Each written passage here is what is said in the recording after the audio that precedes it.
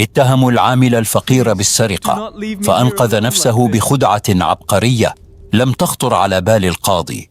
عامل بسيط يقف أمام حبل المشنقة بتهمة سرقة الملايين، ولكن خدعة كيميائية عبقرية لم تخطر على بال الإمبراطور قلبت كل الموازين. السلام عليكم ورحمة الله وبركاته، والصلاة والسلام على رسول الله صلى الله عليه وسلم. أهلا بكم في قناتكم قصص حقيقية تكشفت. قبل أن نبدأ الملحمة لا تنسوا الاشتراك في القناة وتفعيل الزر ليصلكم تحفيزنا اليومي، فهذه القصة ليست مجرد حكاية، بل درس تاريخي في عقلية النمو والتغلب على أشد الأزمات ذكاء. ضرب القاضي أوتوكارو بمطرقته الخشبية بقوة، معلنا بدء محاكمة القرن التي حبست أنفاس المدينة بأكملها. وصرخ التاجر الجشع بارزاي في قاعة المحكمة متسائلا كيف يجرؤ عامل بسيط على سرقة أثمن جوهرة في خزائنه. ووقف العامل الفقير سيرجان داخل قفص الاتهام، جسده النحيل يرتجف وعيونه الغائرة تعكس رعبا شديدا من حبل المشنقة. وتقدم الحارس جوركو عارضا مفتاح الخزانة الوحيد، مؤكدا للقاضي أن سيرجان هو الوحيد الذي كان يملك نسخة منه. ووجه القاضي أوتوكارو نظرته الصارمة نحو العامل، طالبا منه الاعتراف بمكان الجوهرة قبل أن يصدر حكم الإعدام. وفجأة توقف سيرجان عن الارتجاف ورفع رأسه بثقة غريبة صدمت كل من في القاعة، لينطق بكلمات غير متوقعة. وأخرج سيرجان من جيبه زجاجة غامضة تحتوي على سائل أزرق يشع ببريق غريب، ورفعها أمام الجميع. فتحولت ملامح التاجر بارزاي فورا من الغضب إلى رعب شديد، واتسعت عيناه الجاشعتان وكأنه رأى شبحا. وصمت القاضي أوتوكارو متأملا الزجاجة، شاعرا أن خلف هذا السائل الأزرق خدعة عبقرية ستغير مجرى القضية تماما. وبدأ سيرجان في شرح خطته الذكية، معلنا أن هذه الزجاجة الصغيرة تحمل دليلا لا يخطئ سيكشف السارق الحقيقي أمام المحكمة. وسكب سيرجان قطرة واحدة من السائل المشوع فوق يده، وسط ترقب قاتل من الحاضرين الذين حبسوا أنفاسهم. وانحنى القاضي أوتوكارو إلى الأمام بملامحه الصارمة، مدققا بنظراته الثاقبة في كف العامل الفقير بانتظار المعجزة. ورفع سيرجان يده النحيلة أمام الجميع ليكتشف الحضور أنها ظلت نظيفة تماما ولم تتأثر بالسائل الغامض. وبدأ التاجر الجشع بارزاي في التصبب عرقا، ومسح جبينه المرتجف خوفا من تحول الدفة ضده. وأعلن سيرجان بثقة أن هذا المحلول السحري لا يلتصق إلا بجلد الشخص الذي لمس الجوهرة المسروقة بالفعل. ويومئ القاضي أوتوكارو برأسه موافقا، ويصدر أمرا فوريا للحراس بإحضار قفل الخزانة الأصلي إلى ساحة المحكمة. ووضع الحارس جوركو القفل الحديدي الثقيل فوق طاولة القضاء، محدثا رنينا قويا زاد من شدة التوتر. وطلب سيرجان من العدالة إجبار كل مشتبه به على لمس هذا القفل لإثبات براءته بشكل قاطع. وتراجع التاجر بارزاي نحو الخلف بخطوات مضطربة، محاولة إخفاء يديه المرتعشتين وراء ظهره الضخم. ولاحظ القاضي أوتوكار هذا الارتباك، وأشار بإصبعه بصرامة نحو بارزاي، آمرا إياه بالتقدم دون تأخير. وتقدم التاجر بارزاي بخطوات ثقيلة ومرتعبة نحو طاولة القضاء، بينما تتوجه أنظار الجميع إليه في صمت رهيب. ومد بارزاي يده السمينة المرتجفة ببطء شديد، ولمس طرف القفل الحديدي الثقيل بأطراف أصابعه بحذر شديد. وسحب التاجر يده بسرعة البرق، لينطلق صراخ المكتشفين بعدما ظهرت بقعة زرقاء مشعة على أصابعه فوره. وانتفض القاضي أوتوكار واقفا من مقعده بملامح غاضبة، بعدما كشف المحلول السحري الحقيقة أمام أعين الجميع. وسقط التاجر الثري على ركبتيه باكيا ومستجديا، معترفا بأنه من تآمر لسرقة جوهرته الخاصة ليتهم العامل البريء. ووقف العامل سيرجان بنظرات حادة وواثقة، بعدما قلبت عبقريته الطاولة على من أرادوا به الهلاك وضياع حياته. وأصدر القاضي أوتوكار حكمه الفوري بنقل التاجر الخائن إلى أعمق السجون، عقابا له على جريمته وجشعه.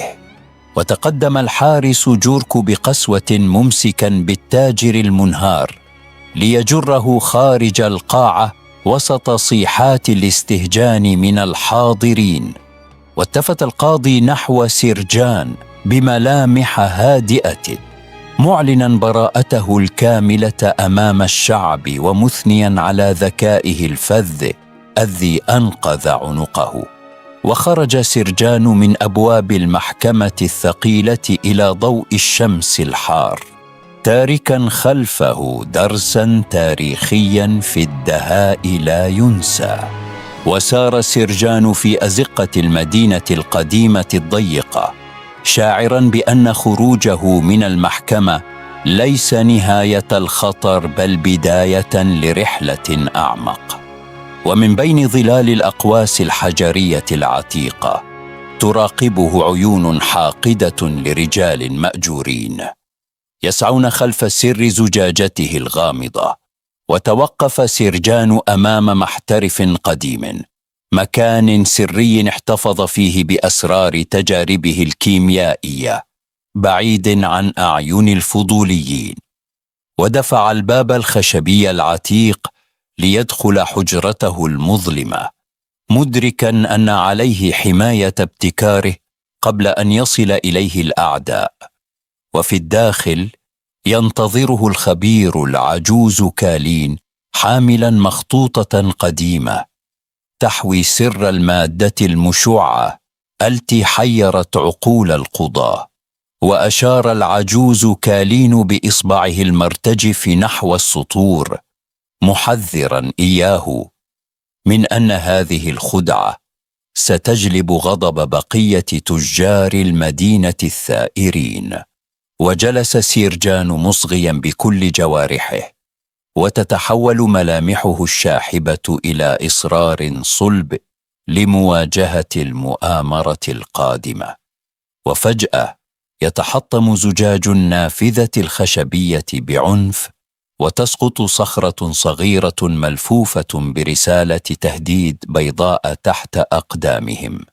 وانحنى سيرجان ليلتقط الرسالة ويقرأ كلمات الوعيد التي تطالبه بتسليم سر تركيبته أو مواجهة مصير مظلم. ووقف سيرجان متطلعا عبر النافذة المكسورة نحو ظلام الليل، مستعدا للمواجهة الكبرى التي ستصنع منه أسطورة للمدينة.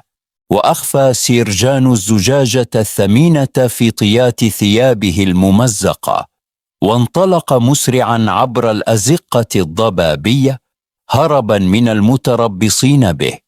وتتسارع خطوات المأجورين خلفه في مطاردة حبسة الأنفاس، وظلالهم الطويلة تتمدد على الجدران الحجرية الرطبة. واندفع سيرجان بذكاء نحو السلالم الحجرية المؤدية للقصر، بحثا عن ملاذ آمن يحميه من نفوذ التاجر المسجون.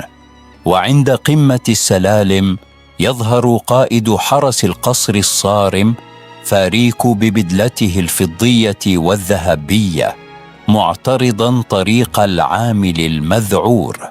ويجثو سيرجان على ركبتيه أمام القائد فاريك مستجدا به، ويشير برعب نحو الظلال التي تلاحقه في عتمة الليل. وسحب القائد فاريك سيفه الحديدي الثقيل بحسم، وتقدم بخطوات واثقة ليقف حائلا بين العامل والقتلة المأجورين. وتراجع المأجورون إلى الخلف مجبرين عند رؤية قائد الحرس، وتتلاشى أجسادهم الغامضة وسط الضباب الكثيف. وأعاد القائد سيفه إلى غمده، ثم يأمر حراس القصر برفع سيرجان من الأرض ومعاملته باحترام وتقدير. ودخل سيرجان إلى الممرات الشاسعة للقصر الملكي، مذهولا بفخامة الأعمدة الرخامية التي لم يحلم يوما برؤيتها.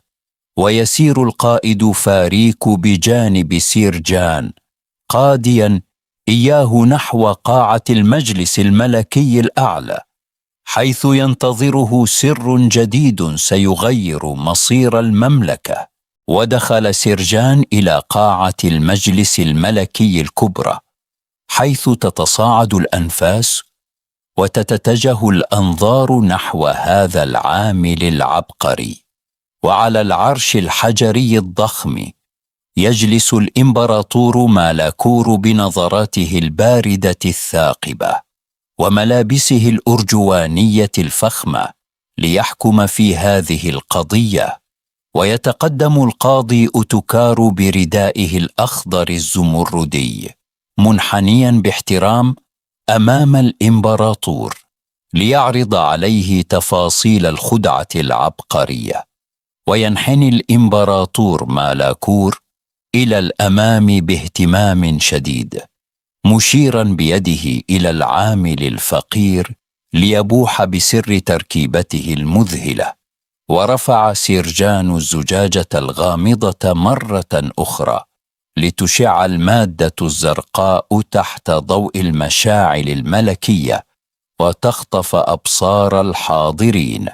ومن خلف الأعمدة يظهر المستشار الفاسد كالين بعيونه الحاقدة وردائه الكحلي، شاعرا بالغيرة والتهديد من هذا الذكاء الخارق. ويصرخ المستشار كالين بغضب محاولا قلب الطاولة، متسائلا كيف لعامل بسيط أن يصنع معجزة كيميائية دون سحر أسود.